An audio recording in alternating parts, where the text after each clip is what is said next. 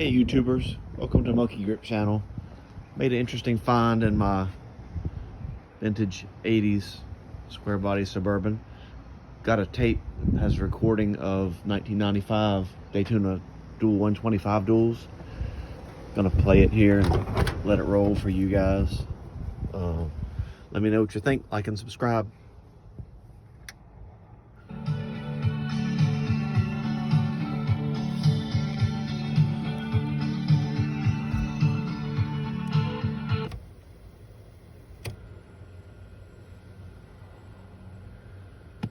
Body and frame, a call. They'll tow your car in, realign the frame, repair Vintage all the commercial there. Match the paint. It'll look good as new. I'm just going to set this up, so probably not much video going on, but mostly brought the audio. Not resting on one.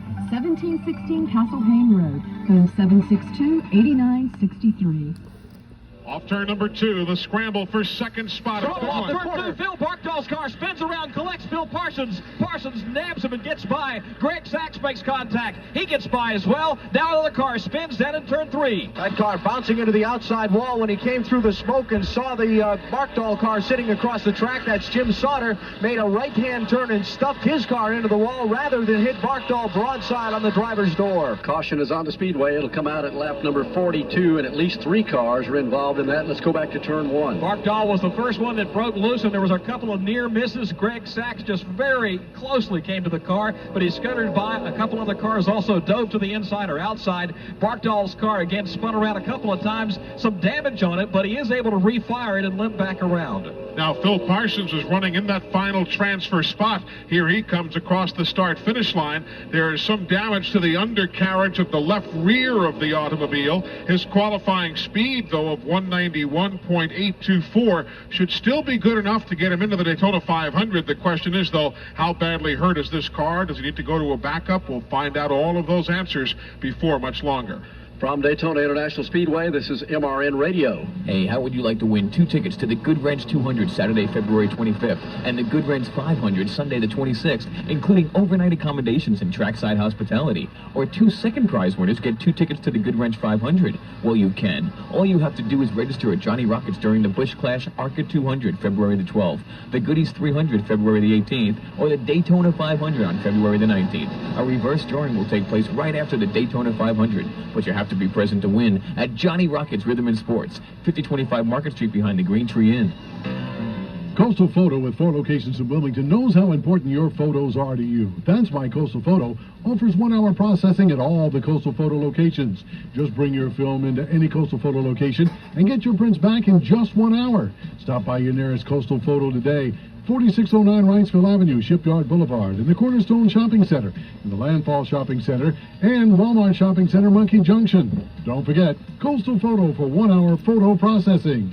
Coming up after the race, live coverage of the O.J. Simpson murder trial on News Talk and Sports, The Wave, FM 94.1. Lap 43 going up on the board of the 50 laps that make up the second Gatorade Twin 125. You know, as I said earlier, we're sitting here in the middle of the week at the racetrack. We often forget that this is a real business day for a lot of folks, and that also includes the ticket office at the North Carolina Motor Speedway in Rockingham. Their ticket office is open right now, and every day leading up to the GM Goodwrench 500 that's upcoming on Sunday, February the 26th. If you've not made your plans yet, feel free to give the folks at The Rock a call right now. They'll be waiting to hear from you.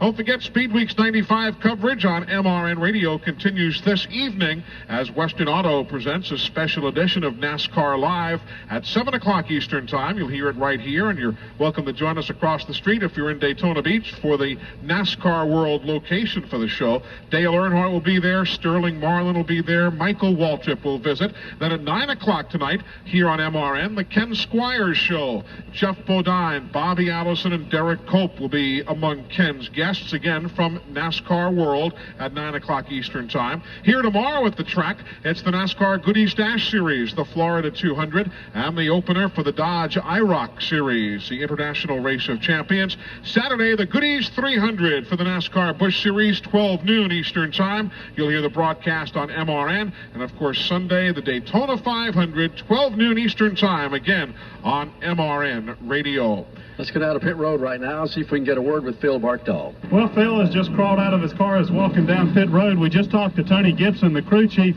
on Bill Elliott's car, and Bill told him that the car was okay. They just got out of the draft just a little bit. Phil, now walking down pit road. Phil, we can tell that you're okay. What happened on the track? I was a little loose, and Phil got behind me and it loosened my car up, and I just lost it.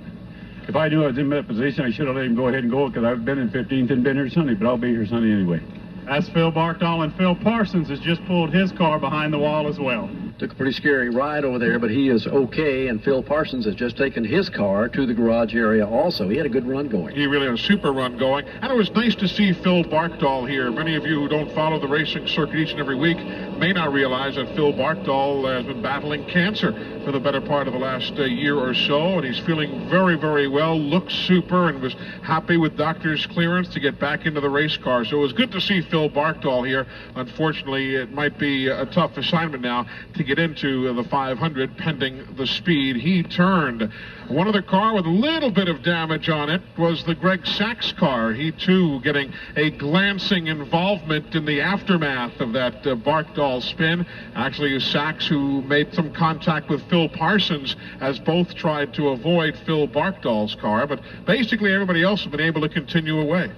Yeah, those are the only cars that will have to go to the garage area. If you joined our broadcast late, the cars that are out of this second Gatorade 125, Rick Mast, James Hilton, Mike Chase, Jimmy Spencer, Loy Allen, Billy Standridge, latest Phil Barkdahl, Jim Sauter, and Phil Parsons. So all those cars will go to the garage area. They're getting ready to go back to green when they come back around next time.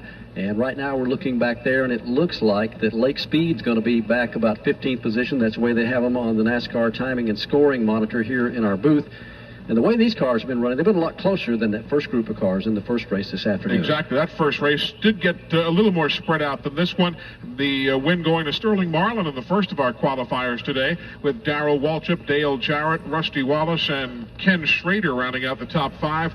Jeremy Mayfield and Joe Ruttman, along with Bobby Hamilton and Joe Nemechek, all qualifying by being in the top 15. We'll recap it again for you before we leave the air, but time to settle this second Gatorade Twin, as we're going to be 5 laps from conclusion. It's a bright white Pontiac Trans Am pace car for Speed Weeks 1995 here at Daytona that Elmo Langley will pull down the pit lane. 22nd year that Pontiac has paced the excitement at Speed Weeks, and green flag is in the air for the race leader, Dale Earnhardt. A couple of Chevrolets at the front of the field, then come a couple of Fords right behind. Let's see if they can chase down Dale Earnhardt and Jeff Gordon as they work off into turn number 1. The scramble is on back at about 7th place. That's where Ricky Craven works to the inside line. John Andretti's got it hooked up on the outside with help from Morgan Shepherd and Ricky Rudd. Craven strong, but's got to not going to be able to hold off these 3 guys teaming up on him. And to the outside, right up against the wall, goes Bobby Labonte. He squeezes by Ricky Rudd and brings along Derek Cope. Pulls up in behind Morgan Shepherd now as they try to go to the outside of John Andretti. Now Andretti with about a foot of room, squeezes up in front of Shepherd. Here's a move for 4th spot. Todd Bodine looks to the inside of Mark Martin. Can't make that work. Martin shuts the door. The front 6 will all stay single file. Bill Elliott, the 7th car in the draft, but about 2 car lengths behind. Still the scramble is on for the 8th and 9th position. Andretti getting a solid challenge on the inside. John Andretti now goes into the wall as contact is made between himself and Craven.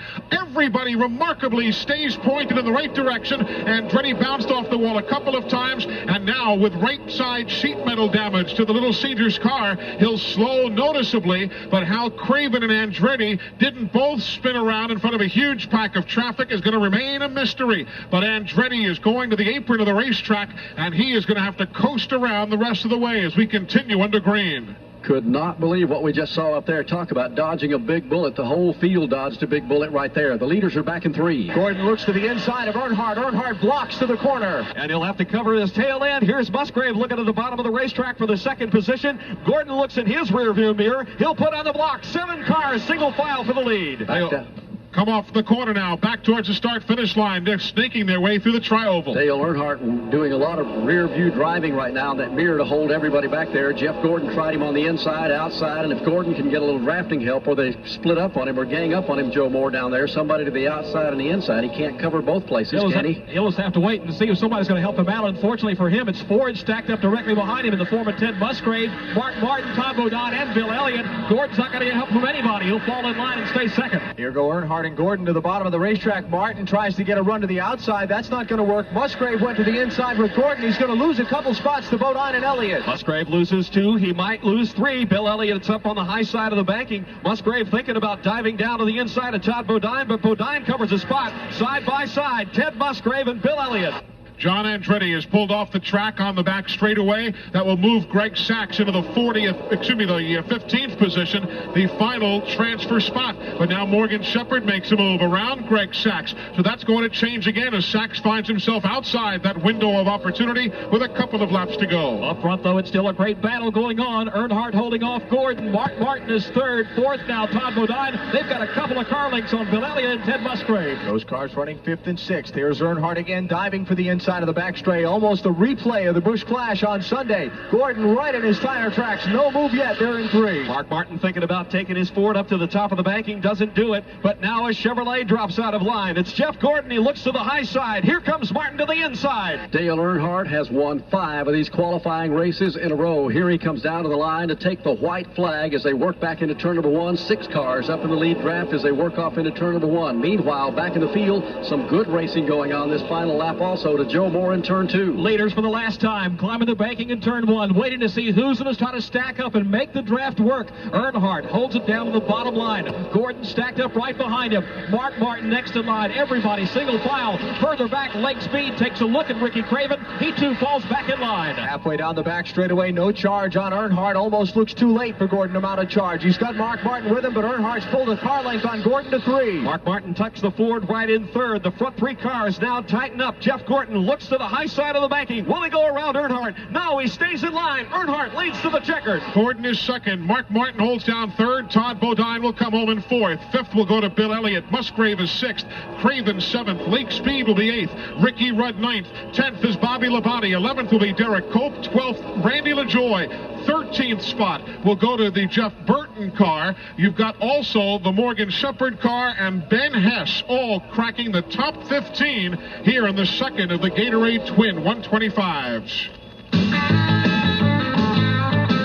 When it's time to make the choice for your family and your car, you don't make compromises when you know what the choices are. So take a stand for quality and safety. Say Ray Vestas, the best in brakes. Say Ray Vestas, the best in brakes. Say Ray Vestas, the best in brakes. Hey, this is Richard Petty, and if you think you got a tough job, talk to my pit crew. They get 12 seconds to change a tire. They get 20 seconds to gas her up. They get this lovely working environment, and they get something else, headaches. For one tough headache, you need Goodies, because fast-acting Goodies is the only headache powder with 2 kinds of pain relief. So I give them Goodies, because it drives those headaches away. Goodies. It gets the job done. Use only as directed. Well, Dale Earnhardt's won a 50-miler, the Busch Clash. He's won a 125-miler, today's Gatorade Twin. Next on his menu, a 500-miler, maybe for the first time here on Sunday. From Daytona International Speedway, this is MRN Radio.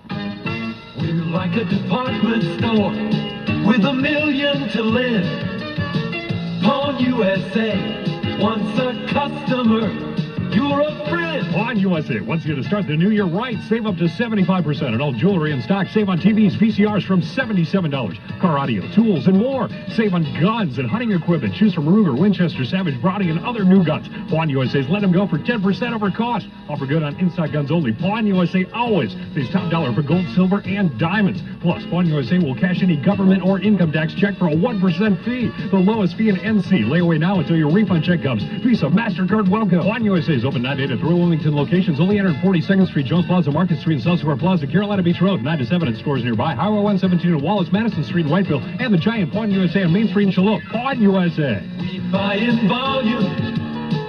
We sell for less. The better way. Pawn USA. Coming up on the Wave, FM 94.1, live coverage of the O.J. Simpson murder trial after the race.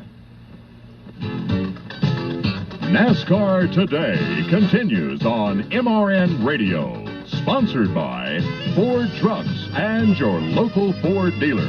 Have you driven a Ford lately? The same old story. They came, they raced. I'm gonna pause this, Dale Earnhardt. get some more later, put a 15-minute video up. That should be good. Check out the vintage stuff here and we're ready to go.